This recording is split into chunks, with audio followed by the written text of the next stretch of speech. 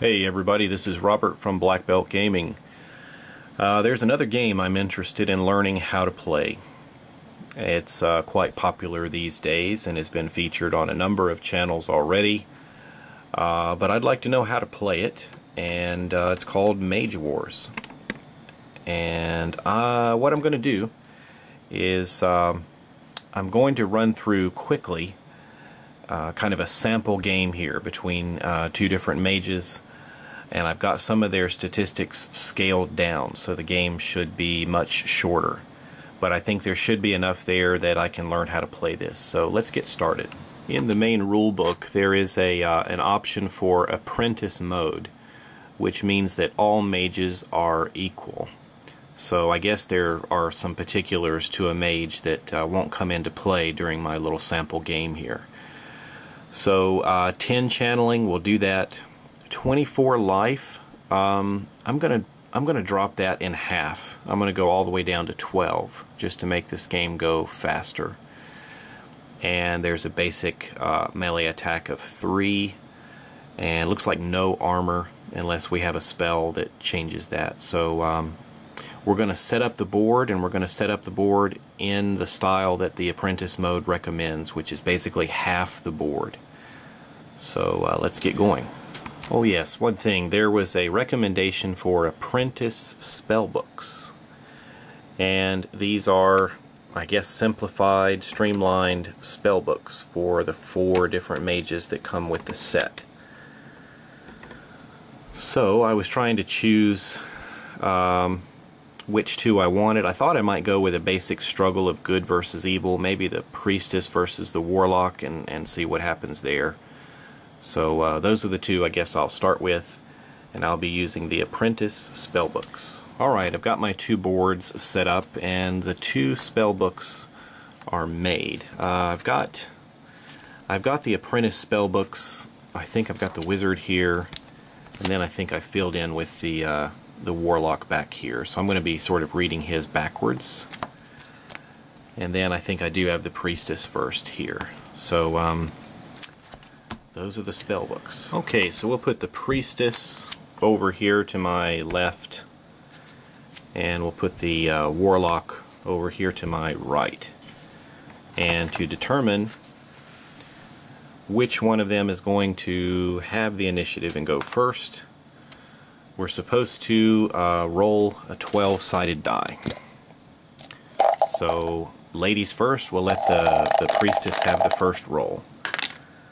And she gets a 1. And the Warlock, surely he can do better, 10. So the Warlock will have the initiative. Alright, I'm understanding that each mage here gets a quick cast marker and an action marker. I'm going to give the Warlock the darker color. I've already set up these 2 things on the Priestess card as well. Taking a look at the board, pulling back, this board is in half.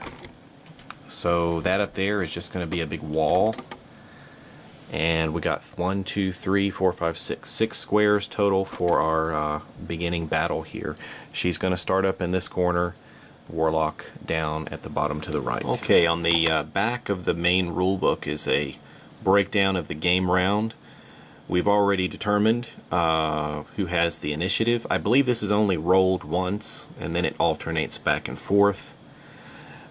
Channeling phase, we're supposed to let each mage channel some of their magical energies, and we're going to do this in the purple areas, and each mage will have a channeling of 10. So each mage will go from 10 points starting up to 20 points in their supplies. So then we go down to planning, and they can choose up to 2 spells from their spell books. So I guess here's kind of the neat part. You get to go through your book, and you get to flip through all of your different spells and choose which 2 you want to try to use here in the first round. I guess I'm ready to begin. We're heading into the action phase, I think, and we have a chance. I think both mages have a chance to use this quick cast marker. So if I have a spell, That doesn't take too long to cast. I can quickly cast it now. My Warlock doesn't have one, and I think as far as the Priestess, I think she does. Looking up here, this would cost 6 mana. This is a I think this will qualify as a quick cast spell, and it's Deflection Bracers, so that's going to help protect her. It looks like it's from ranged attacks. So if someone tries to attack her with a ranged attack, they're going to have to roll the d12 and get a 7 or higher to be able to go ahead and proceed with that ranged attack. So this should help her from attacks from a distance. Instead of putting that on her card, I think I'm going to put it down here by her spell book. So we'll just put it here, and that's going to cost 6. So we take her from 20 to 14, and then that was a quick cast spell, so she's turns that over and that's done. Alright, we're heading into the main action phase now, and I can cast something that takes a little longer. So if I look at this werewolf pet, and I see that it takes a full action. It looks like an hourglass there, and 15 points of magic to use, mana. It has a range of 0/0, so I have to bring it in my own area here.